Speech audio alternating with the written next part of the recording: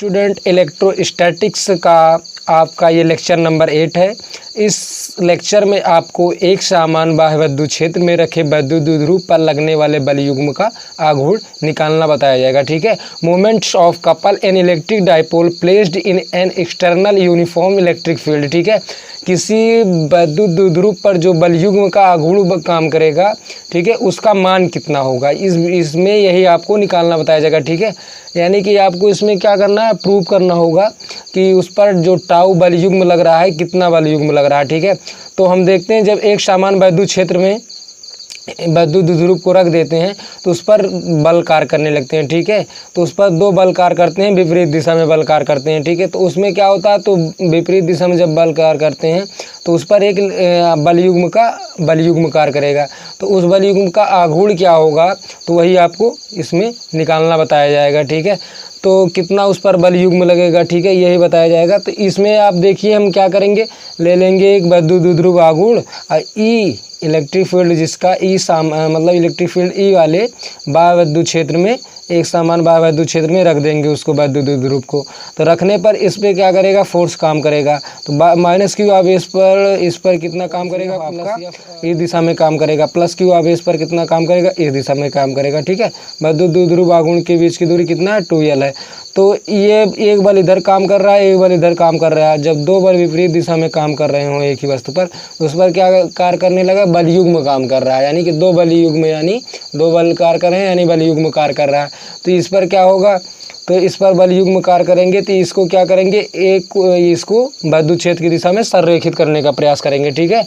तो हम देखते हैं, जब एक समान बाह्य विद्युत क्षेत्र में जब विद्युत द्विध्रुव को हम रखते हैं तो क्या करते हैं, उस पर एक बल युग्म कार्य करता है और यह बल युग्म क्या करता है, विद्युत द्विध्रुव की दिशा में संरेखित करने का प्रयास करता है। ठीक है। तो इस बल को हम क्या कहते हैं, प्रत्यानयन बल युग्म आघूर्ण कहते हैं। ठीक है। रिस्टोरिंग कपल कहते हैं। तो ये रिस्टोरिंग कपल कितना होगा, तो इसके लिए हम मान निकालेंगे। ठीक है। तो इसके लिए हम जब आएगा एग्जाम में तो कैसे लिखेंगे, तो इसके लिए इस प्रकार लिखेंगे कि माना एक विद्युत द्विध्रुव एक समान विद्युत क्षेत्र ई में थीटा कोण बनाते हुए रखा गया है। ठीक है। तो उसके बाद मान लीजिए कि यह आवेश माइनस क्यू प्लस क्यू आवेश से मिलकर बना हुआ है, जिनकी बीच की एल पी दूरी 2L है। ठीक है। जिनकी बीच की दूरी कितनी है, 2L है। अब माइनस क्यू के आवेश के कारण इधर फोर्स लग रहा है, प्लस क्यू के आवेश के कारण इधर फोर्स लग रहा है। दोनों आवेश क्या हैं, विपरीत हैं और समांतर हैं तथा बराबर हैं। ठीक है। विपरीत, समांतर तथा बराबर हैं। अतः इस पर क्या करेगा, एक बल युग्म काम करेगा जो विद्युत द्विध्रुव को विद्युत क्षेत्र की दिशा में संरेखित करने का प्रयास करना है। बस इतना आपको लिखना है। तो अब देखिए, ये आपका एंगल कितना है, थीटा।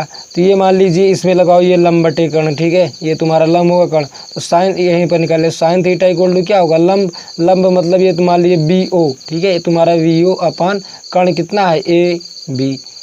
तो BO इक्वल टू यानी OB इक्वल टू आपका क्या होगा, AB का मान कितना है, 2L साइन थीटा। ये तुम्हारा कितना हो जाएगा, 2L साइन थीटा। यानी कि इसकी लंबाई कितनी आ गई, 2L साइन थीटा। ठीक है। इसकी आवश्यकता पड़ेगी इसलिए बता रहे हैं। तो माना वो बल युग्म का जो आघूर्ण काम कर रहा है उसका मान कितना है, टाउ है। तो टाउ इक्वल टू आपका क्या होगा, पहले जो हमने बताया उसे लिख लीजिएगा, फिर ये कीजिएगा। ठीक है। लगने वाला बल युग्म का आघूर्ण टाउ इक्वल टू एक बल। ठीक है। एक बल गुणे दोनों बलों की क्रिया। ठीक है। ठीक है। क्रिया रेखाओं के बीच की लंबवत दूरी। ठीक है। तो ये दो, एक बल इधर कार्य कर रहे हैं, एक बल इधर, तो इनके बीच की जो लंबवत दूरी होगी, मतलब इस बल को बढ़ाएंगे तो मैं मतलब मान लीजिए यहाँ तक लंबवत दूरी, मतलब जैसे ये एक इधर काम कर रहा है एक इधर, तो इनके बीच की लंबवत दूरी यही इतना तो निकलेगी। यही जो ये डिस्टेंस हुई आपकी, यही लंबवत दूरी होगी। ठीक है। तो ये इनके बीच की दूरी, ये दोनों बल, एक बल इधर समांतर, दोनों बल क्या है, बराबर। दोनों पर कितना बल लगेगा, क्यू के बराबर बल लगेगा। ठीक है। तो दोनों बल क्या है, समांतर हैं। अब इस पर फोर्स कितना लगा, F बल, और दोनों के बीच की लंबवत दूरी कितनी है, 2L साइन थीटा। ये तुम्हारा हुआ 2L साइन थीटा। अब देखिए यह बराबर क्या होगा, QE।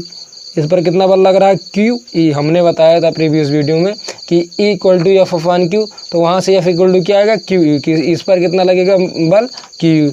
अब ये तुम्हारा 2L साइन थीटा हुआ, ये तुम्हारा कितना हुआ, QE into 2L sine theta. अब देखिए, अब ये तुम्हारा Q2, ठीक है, QL into E sine theta. अब 2QL किसके बराबर होता है? P के बराबर होता है, तो ये तुम्हारा हुआ PE साइन थीटा, ठीक है। अब इसे क्या लिख सकते हैं? P vector cross E vector, ठीक है। तो ये तुम्हारा फार्मूला हुआ, ठीक है, इसको भी याद रखिएगा। तो ये तुम्हारा क्या हुआ? PE साइन थीटा और टाउ इक्वल टू, ये तुम्हारा ये टाउ इक्वल टू तुम्हारा क्या हुआ?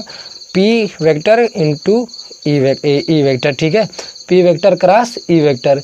इस प्रकार से आप इसे प्रूव कर सकते हैं, ठीक है। तो टाउ का मात्रक क्या होगा? टाउ का मात्रक न्यूटन मीटर। टाउ का मात्रक क्या होगा? न्यूटन मीटर, ठीक है। देखिए ये बल और दोनों बीच की लंबवत दूरी, तो ये दूरी का मतलब मीटर और बल का मतलब न्यूटन, इसका मात्रक, ठीक है। उसके बाद इसकी कुछ विशेष स्थितियां हैं, वो आपको बता रहे हैं। तो स्थिति नंबर आपकी क्या होगी? स्पेशल कंडीशन में इसमें क्या होगा? तो ये तुम्हारा विशेष स्थितियां, ठीक है, विशेष स्थितियां। इसमें आपकी विशेष स्थितियां में पहली कंडीशन होगी, इसमें आपकी पहली कंडीशन कि जब विद्युत द्विध्रुव विद्युत क्षेत्र के समांतर दिशा में रखा गया हो, यानी कि विद्युत द्विध्रुव की दिशा और विद्युत क्षेत्र की दिशा दोनों क्या हो? समांतर हो। जब दोनों समांतर होंगे तो यानी कि थीटा इक्वल टू तुम्हारा होगा 0, ठीक है, थीटा इक्वल टू 0, यानी कि साइन थीटा इक्वल टू 0, यानी कि P जब साइन थीटा बराबर 0 तो PE साइन थीटा होता, तो PE साइन थीटा, ठीक है। तो tau equal to PE sine theta, ये तो होता है। अब ये तुम्हारा PE साइन थीटा का मान 0, तो यानी इसका मान 0, अर्थात जब विद्युत क्षेत्र की दिशा में आपका विद्युत द्विध्रुव जो रखा गया है उसकी दिशा भी वही सेम हो, तो उस पर कोई बल युग्म नहीं कार्य करता है, ठीक है, विद्युत क्षेत्र की दिशा में। अब दूसरी कंडीशन आपकी क्या होती है? दूसरी, यदि विद्युत द्विध्रुव विद्युत क्षेत्र के लंबवत रखा हो। विद्युत द्विध्रुव क्या है? विद्युत क्षेत्र के लंबवत, यानी विद्युत क्षेत्र इधर की दिशा हो तो विद्युत द्विध्रुव की दिशा क्या हो? ऊपर की तरफ हो, यानी कि थीटा बराबर तुम्हारा 90 डिग्री, यानी कि साइन 90 डिग्री बराबर क्या होगा?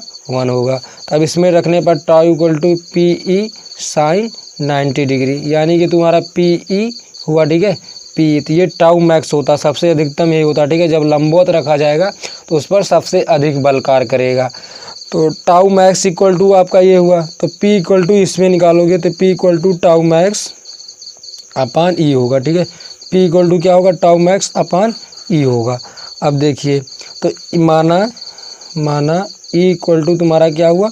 1, ठीक है, 1 न्यूटन प्रतिकूलम, 1 न्यूटन प्रतिकूलम, माना कि E इक्वल टू 1 न्यूटन प्रतिकूलम। तो अब देखिए, अब यदि tau equal to V newton तो तुम्हारा P इक्वल टू क्या होगा? Tau max.